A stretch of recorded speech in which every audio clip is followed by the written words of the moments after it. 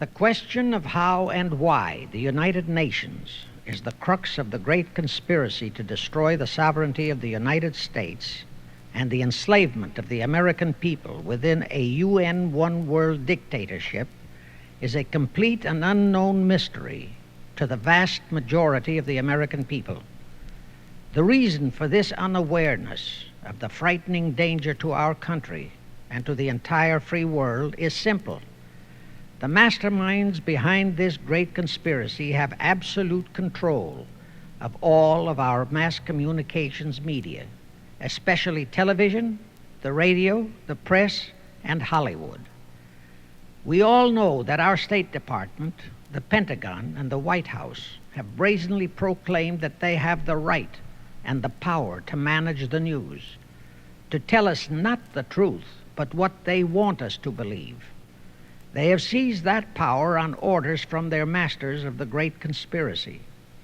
And the objective is to brainwash the people into accepting the phony peace bait to transform the United States into an enslaved unit of the United Nations one world government. First of all, bear in mind that the so-called UN police action in Korea, fought by the United States, in which 150,000 of our sons were murdered and maimed, was part of the plot, just as the undeclared by Congress war in Vietnam, in which our sons are dying, is part of the plot, just as the plot against Rhodesia and South Africa, in which our sons will be dying, is part of the UN plot. However, the vitally important thing for all Americans, all you mothers of the boys who died in Korea and are now dying in Vietnam, to know is that our so-called leaders in Washington, whom we elected to safeguard our nation and our Constitution, are the betrayers, and that behind them are a comparatively small group of men whose sole objective is to enslave the whole world of humanity in their satanic plot of one world government. Now, in order to give you a very clear picture of this satanic plot, I will go back to its beginning, clear back in the middle of the 18th century, and name the men who put that plot into action, and then bring you down to the present, today's status of that plot. Now, as a matter of further intelligence, a term used by the FBI, let me clarify the meaning of the expression, "He is a liberal." The enemy, meaning the one world conspirators, have seized upon that word liberal as a cover-up for their activities. It sounds so innocent and so humanitarian to be liberal. Will make sure that the person who calls himself a liberal or is described as a liberal is not in truth a red. Now then, this satanic plot was launched back in the 1760s when it first came into existence under the name of the Illuminati.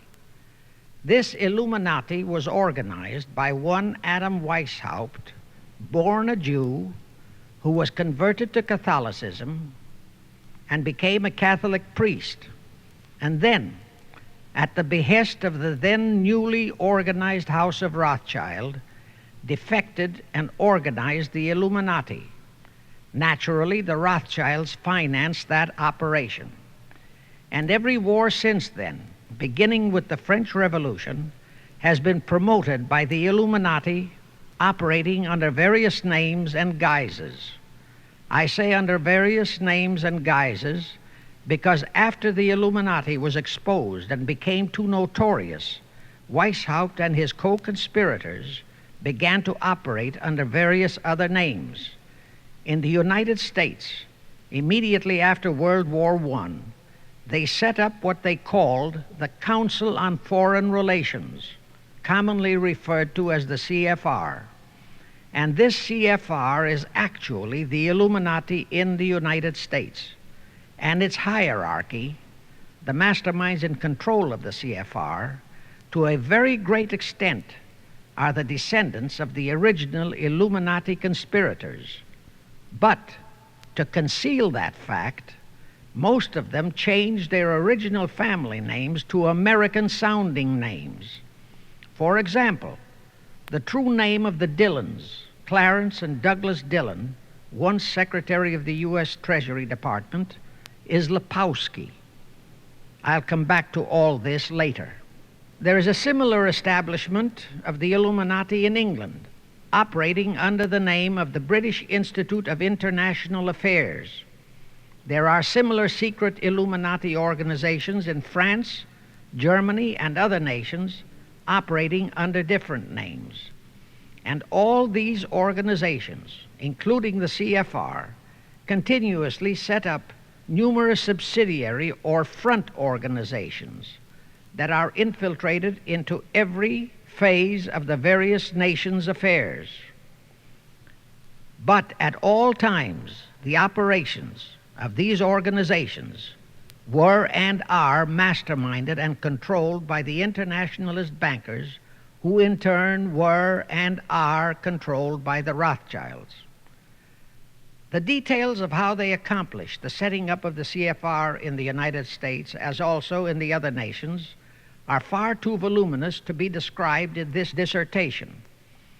But you can find it complete in News Bulletin number 122, entitled UN is Spawn of the Illuminati, and News Bulletin number 123, entitled CFR Completely Unmasked as Illuminati.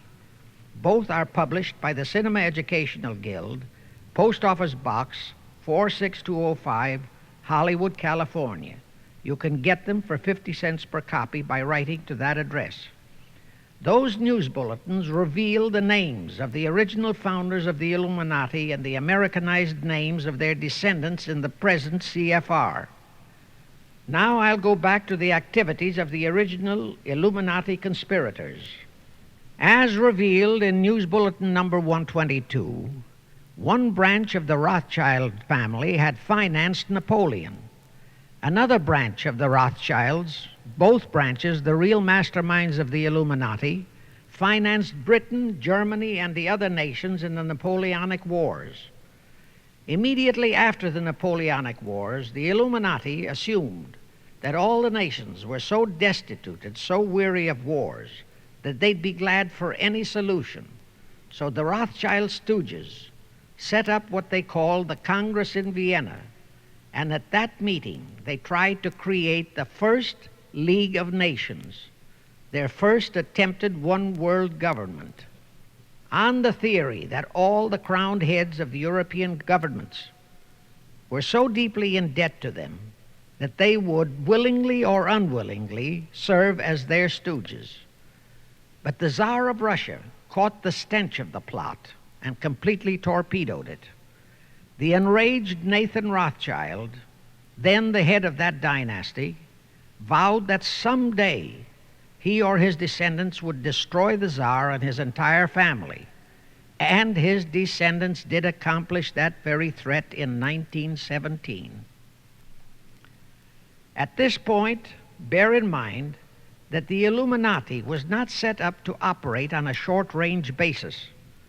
Normally, a conspirator of any type enters into a conspiracy with the expectation of achieving his objective during his own lifetime. But that was not the case with the Illuminati.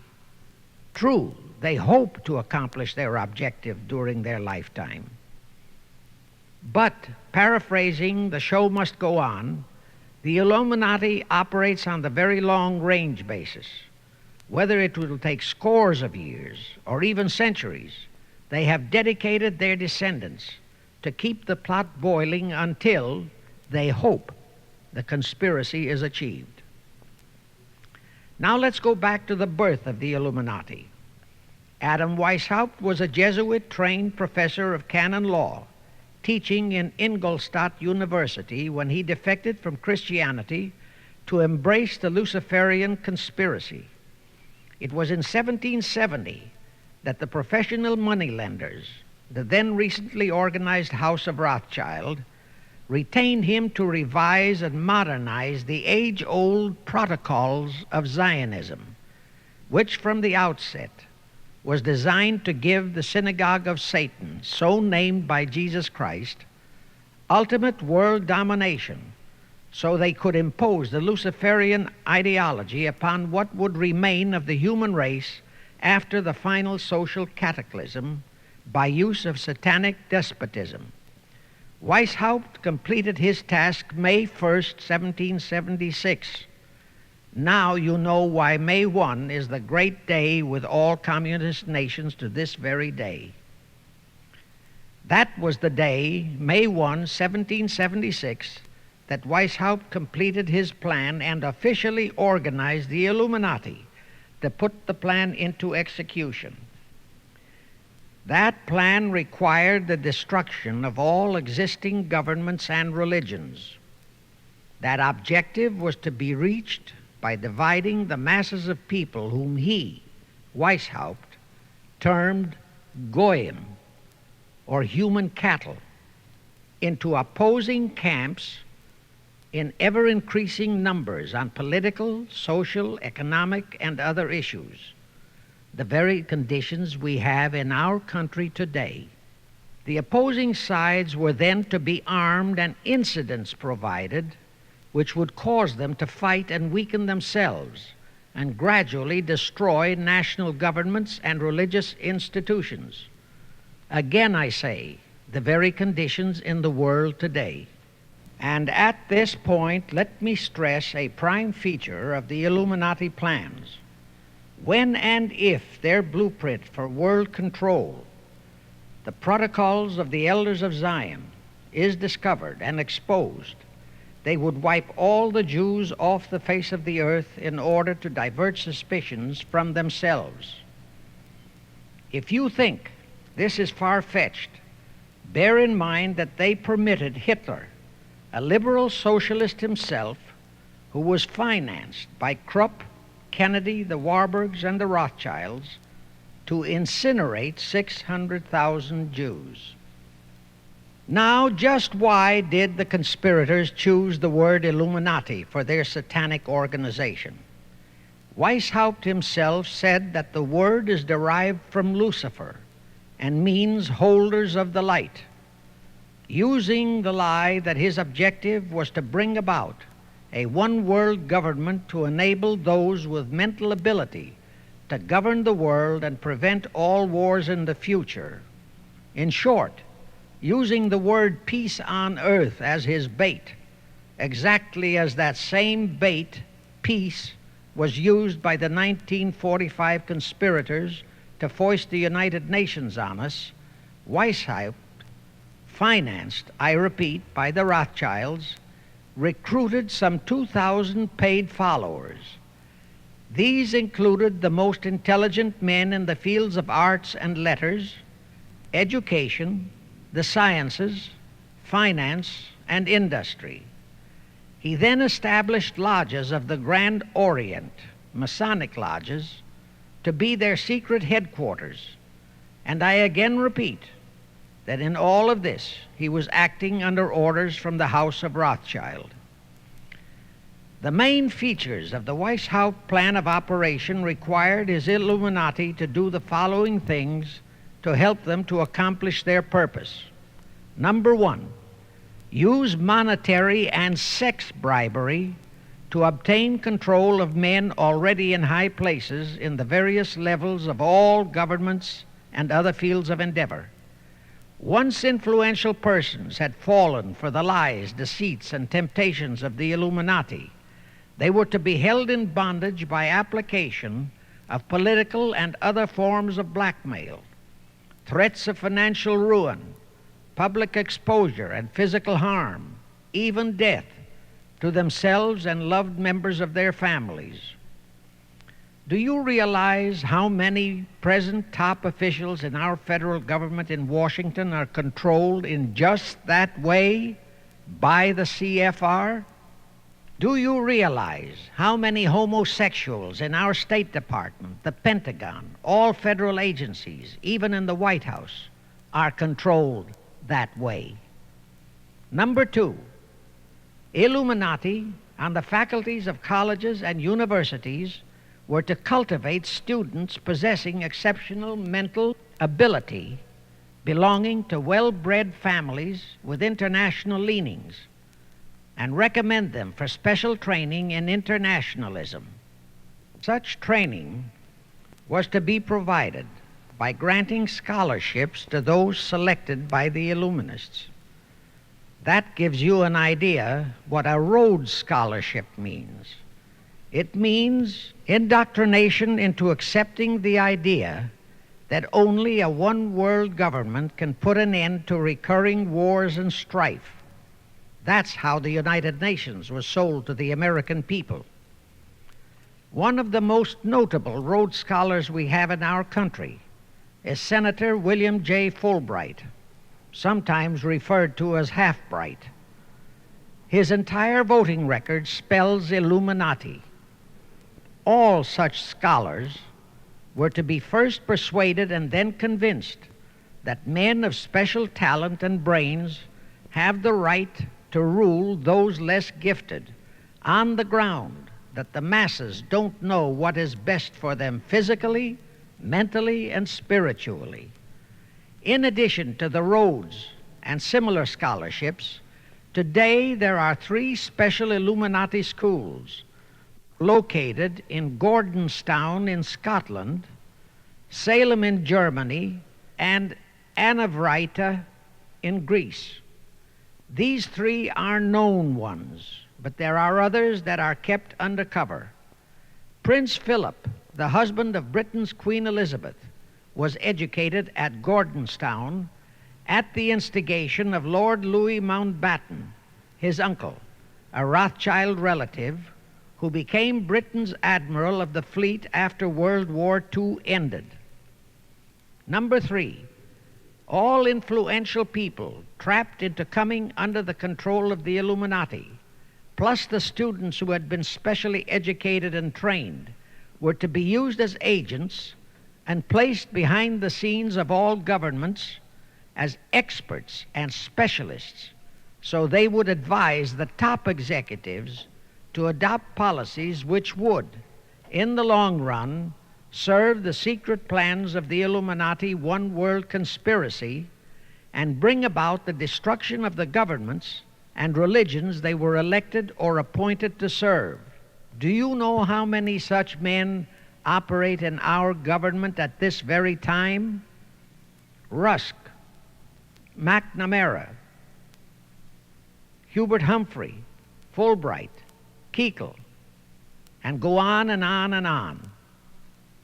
Number 4, perhaps the most vital directive in Weishaupt's plan was to obtain absolute control of the press, at that time the only mass communications media, to distribute information to the public, so that all news and information could be slanted, so that the masses could be convinced that a one-world government is the only solution to our many and varied problems. Now do you know who owns and controls our mass communications media? I'll tell you, practically all the movie lots in Hollywood is owned by the Lehmans, Kuhn, Loeb and Company, Goldman Sachs, and other internationalist bankers. All the national radio and TV channels in the nation are owned and controlled by those same internationalist bankers. The same is true of every chain of metropolitan newspapers and magazines, also of the press wire services, such as Associated Press, United Press International, etc. The supposed heads of all those media are merely the fronts for the internationalist bankers, who in turn compose the hierarchy of the CFR, today's Illuminati in America. Now can you understand why the Pentagon's press agent Sylvester so brazenly proclaimed that the government has the right to lie to the people? What he really meant was that our CFR-controlled government had the power to lie to and be believed by the brainwashed American people. And let's again go back to the first days of the Illuminati. Because Britain and France were the 2 greatest world powers in the late years of the 18th century, Weishaupt, ordered the Illuminati to foment the colonial wars, including our Revolutionary War, to weaken the British Empire and organize the French Revolution to destroy the French Empire. He scheduled the French Revolution to start in 1789. However, in 1784, a true act of God placed the Bavarian government in possession of evidence which proved the existence of the Illuminati, and that evidence could have saved France if they, the French government, hadn't refused to believe it. Here is how that act of God happened. It was in 1874 that Weishaupt issued his orders for the French Revolution. A German writer named Zwack put it into book form. It contained the entire Illuminati story and Weishaupt's plans. A copy of this book was sent to the Illuminists in France, headed by Robespierre, whom Weishaupt had delegated to foment the French Revolution. The courier was struck and killed by lightning as he rode through Ralston on his way from Frankfurt to Paris. The police found the subversive documents on his body and turned them over to the proper authorities.